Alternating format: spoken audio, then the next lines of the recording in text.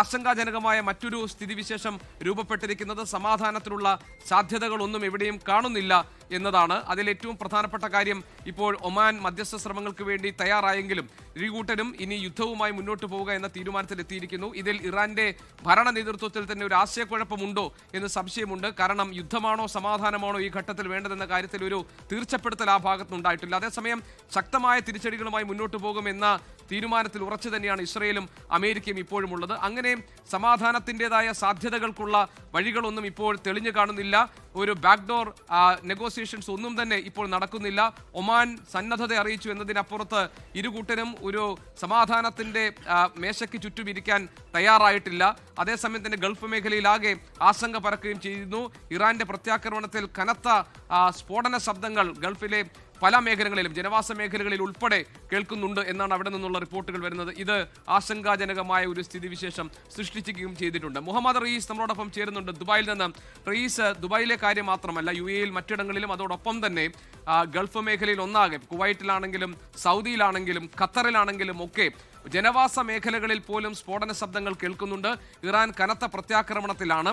നമുക്ക് അറിയേണ്ടത് ഒരുപക്ഷെ ഈ നാട്ടിൽ ഏറ്റവും കൂടുതൽ ആശങ്കയോടുകൂടി കാത്തിരിക്കുന്നത് ഗൾഫിൽ നിന്നുള്ള വിവരങ്ങൾക്ക് കൂടി വേണ്ടിയാണ്. എന്താണ് അവിടുത്തെ നിലവിലെ സ്ഥിതിവിശേഷം, അവിടുത്തെ സാഹചര്യം എന്താണ്? എല്ലാവരും സുരക്ഷിതരായിരിക്കുന്ന സാഹചര്യം തന്നെയാണോ ഇപ്പോഴുള്ളത്? പുതിയ വിവരങ്ങൾ പറയൂ റയീസ്.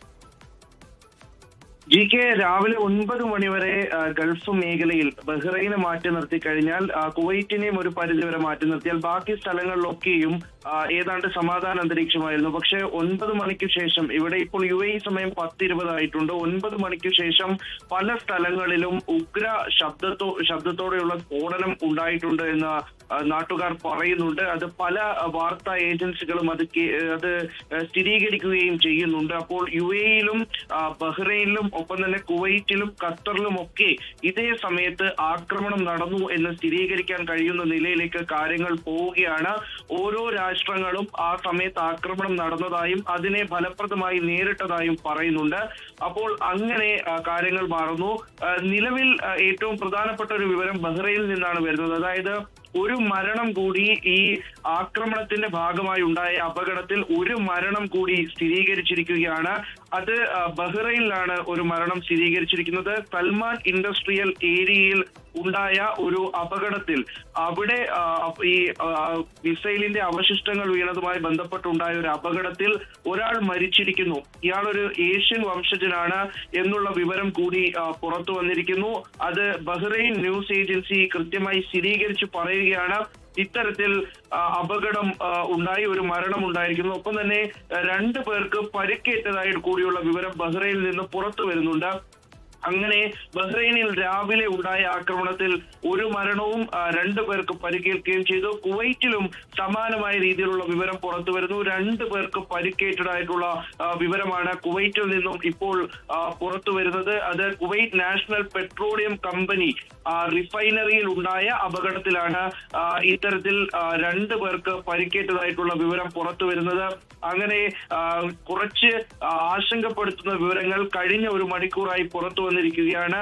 കുവൈറ്റ് ആവർത്തിച്ച് പറയുന്നുണ്ട് തങ്ങൾ രാവിലെ ഉണ്ടായ ആക്രമണങ്ങളെ കറക്റ്റായി നേരിട്ടിട്ടുണ്ട്, അത് കൃത്യമായി തങ്ങൾക്ക് പ്രതിരോധിക്കാൻ കഴിഞ്ഞിട്ടുണ്ട് എന്ന് കുവൈറ്റ് അവകാശപ്പെടുന്നുണ്ട്. ഒപ്പം തന്നെ ബഹ്റൈനിലെ കാര്യം എടുത്തു പറയേണ്ടതാണ്. കാരണം രാവിലെ മുതൽ ഏറ്റവും അധികം അപായ സൈറനുകൾ മുഴങ്ങുന്നത്, കൂടുതൽ മുന്നറിയിപ്പുകൾ നൽകിയിരിക്കുന്നത്, ഒപ്പം തന്നെ ഏറ്റവും ആശങ്കപ്പെടുത്തുന്ന രീതിയിൽ പുകയുയരുന്നത്, തീ കാണുന്നത് ഒക്കെ ബഹ്റൈനിലാണെന്ന് ഓരോ നിമിഷവും ആളുകൾ അറിയിച്ചുകൊണ്ടിരിക്കുന്ന ഒരു സാഹചര്യം കൂടിയുണ്ട്. അപ്പോൾ ആ നിലയിലേക്ക് കാര്യങ്ങൾ ബഹ്റൈനിൽ മാറുകയാണ്.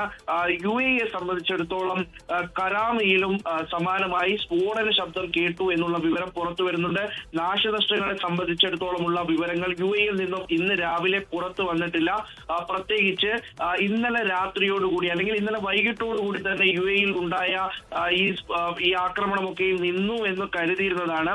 രാത്രി ഡ്രോണിന്റെ കുറച്ച് ശബ്ദങ്ങളൊക്കെ ഉണ്ടായിരുന്നു. പക്ഷെ അത് പൊട്ടുന്നതിന്റെ ശബ്ദങ്ങളോ അല്ലെങ്കിൽ വലിയ സ്ഫോടന ശബ്ദമോ ഒന്നും UAE ഭാഗത്ത് നിന്ന് എവിടെയും കേട്ടിരുന്നില്ല. പക്ഷേ റഹീസ്, ഏതായാലും ഈ ഗൾഫ് മേഖലയിൽ നിന്ന് നമ്മുടെ കയ്യിലുള്ള വിവരങ്ങൾ റഹീസ്, ഞാൻ അതിന്റെ ഒരു സംക്ഷിപ്തം പറയാം. ബാക്കി അതിന്റെ വിശദമായ റിപ്പോർട്ടുകൾ ഇനിയും റഹീസിന്റെ കയ്യിൽ നിന്ന് വേണം.